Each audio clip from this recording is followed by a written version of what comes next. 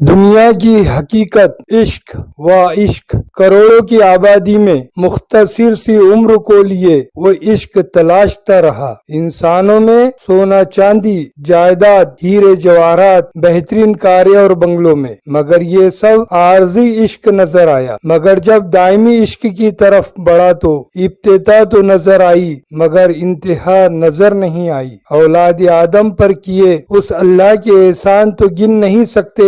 عشق حقیقی یہ ہے۔ اللہ قرآن میں فرما رہا ہے زینا للناس حب الشہوات من النساء والبنین والقناطیر المقنطرۃ من الذہب والفضة والخیل المسومۃ والانعام والحرث ذالک متاع الحیاۃ الدنیا واللہ عندہ حسن المآب۔ اللہ فرما رہا ہے کہ انسان سمجھ لے عورتیں اور بیٹے اور تلے اوپر سونے چاندی کے ڈھیر اور نشان کیے ہوئے گھوڑے اور چوپائے اور کھیتی، یہ سب جیتی دنیا کی پونجی ہے، اور اللہ ہے جس کے پاس اچھا ٹھکانہ ہے۔ اللہ تعالیٰ نے ایک ایک چیزوں کو قرآن میں اتنے پیارے انداز میں بتایا کہ یہ عورتیں، بیٹے، سونے چاندی کے ڈھیر، ہیرے جواہرات، تمہاری سواریاں، تمہارے کام آنے والی چیزیں، کھیتی اور بہترین آرام و آسائش کی تمام نعمتیں، یہ مختصر سی زندگی کے فائدے ہیں۔ ذالک متاع الحیات الدنیا، یہ دنیا کے فائدے ہیں۔ پھر آگے اللہ فرماتا ہے واللہ